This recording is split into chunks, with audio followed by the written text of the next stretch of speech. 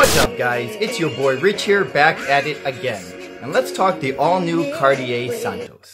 So when we think of the first ever pilot's watch, we think of brands such as Hamilton or IWC or Breitling or Bell & Ross. We certainly don't think of Cartier, but that's exactly what we have here. And today's episode was inspired by this magazine, and in it, Alberto Santos Dumont was credited with wearing the first pilot's watch, and as legend has it, he was having champagne with Louis Cartier while complaining that it was unsafe for him to reach inside his pocket for his pocket watch to tell what time it is, because he wasn't able to keep both hands on the steering wheel. Cartier listened and delivered the Santos. And as we know, back then, they weren't the airplanes that they are today. They were basically winged people or fixed gliders attached to us, anything to lift us off the ground, because we had such a fascination with trying to fly. Now, I don't want to get into a debate with the true aviation experts. So technically speaking, the Wright brothers were the first ones to get off the ground in 1903 versus 1906. But they weren't associated with wearing a watch. So technically speaking,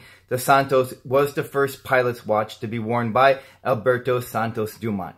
The next pilot watch would come in 1909 by Zenith for Louis Blériot. I might have messed up his name, but he was the first man to fly across the English Channel. So speaking of history, let's briefly talk about Cartiers before getting into their Santos. Cartier is a well-known jewelry house along the likes of Tiffany & Company or Bulgari, but somehow Cartier is not viewed as so girly as, say, Tiffany & Company, and that might have something to do with that they've always had tough guys wearing their watch, particularly their dainty tank. We've seen it on the likes of Muhammad Ali, Steve McQueen, JFK, Gary Cooper, Cary Grant, or Andy Warhol. Well, still, there's enough tough guys to compensate that. But that kind of helps us their masculine image over the very famous teal box. Now, if we compare the Santos throughout the years, starting with the original Santos to one in the middle with today's current version, we see that they've really stayed true to their roots. And if we talk specifically about a more recent model versus the current model, we see that it's a lot curvier and a lot sleeker. I really like this look of this watch. I think Cartier's nailed this Santos version. And they have two sizes. One in their medium size, which is just over 35 millimeters and at $6,200. And this one, which is their large version at 39.8 millimeters and just a hair over 9 millimeters thick. It's also $6,800. And it comes with the bracelet and the strap.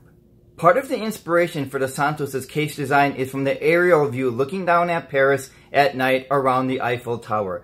I don't see it. I tried looking at different photographs, but I can only kind of sort of see it around the crown, where it kind of sort of reminds me of the Eiffel Tower, though I don't think I would have guessed that if it wasn't pointed out to me. Still, I think Cartier nailed the look with this Santos iteration. The Santos is also available in a skeletized version for $27,000. It's the same size, 39.8 millimeters, as the non-skeletized large version. So what was the $21,000 price discrepancy? Well, according to the Cartier's website, the skeletized version includes 138 individually numbered parts, 20 jewels with 72 hours of power reserve. But still, that's a huge price discrepancy for the non-skeletized version. I'm going to screw this up pretty soon, I have a feeling. But those specs are known on the solid non-skeletized version. But what if both the skeletized and non-skeletized version were priced? I knew I was going to screw that up. But if price was a non-factor, would I choose the skeletized version or the non-skeletized version? I would choose the skeletized version, but only because I don't have that look in my collection. I think it's a really cool look. And some of you might remember my favorite Baselworld 2018 releases, where one of those choices was the Maurice Lacroix skeletized version for about $7,000. Familiar with, always knew it existed, but for some reason never seriously considered this brand, and it's Maurice Lacroix. I like that watch, again, for the look, and it really introduced me to Maurice Lacroix. And while I don't think having a skeletized version is mandatory to add to a collection, the way that I think having a Rolex is necessary in our collection. Regardless of what we think about Rolex, we have to appreciate and respect what it's been, how important it's been to the watch industry. But don't just take my word for it. Back in the from the Private Watch Society event, Mark Margolis said the same thing. So let's hear it in his words.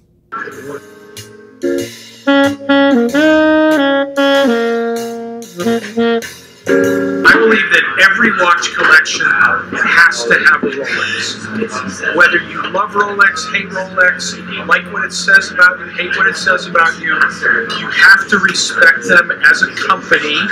And even more than that, you have to respect what they've done for our industry. Those guys make everything in that watch. My first and only Cartier was the Roadster from around 2003-2004, around the time that it came out. I just thought it was a really cool look. And I didn't know anything about Cartier's history, but if I knew now what I didn't then, I would like to think I would have gone with the Tank, although in reality I probably would not have, because that was also the big watch era. It was their prime, and I think it would have been just too small for me at a younger age. I probably would have gone with the Santos, and if I knew about the history of the Santos.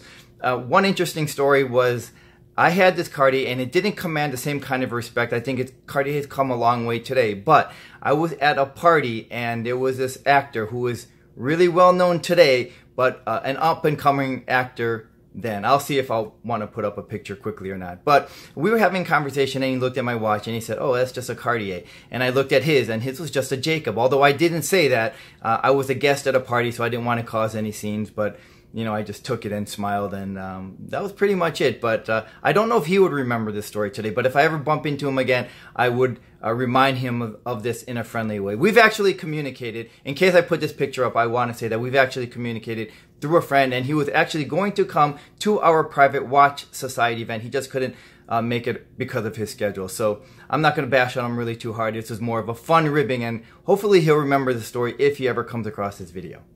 I find the Cartier Santos sexy, and I'm glad they are a true watch manufacturer because they make some really quality in-house movements. And I'm really glad I learned about the Santos as it carries a truly historical relevance. Thanks for watching, and I'll see you the next time. The skeletized version also comes in a skeletized version.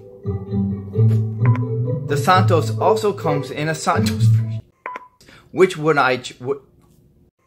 this box that I used here for my thumbnail, at least I think I'm going to use it as my thumbnail. I kept this. This was a cleaning box from when I owned my Roadster. Had some lotion and this cleaning cloth. And you can see this brush, I've never even used it.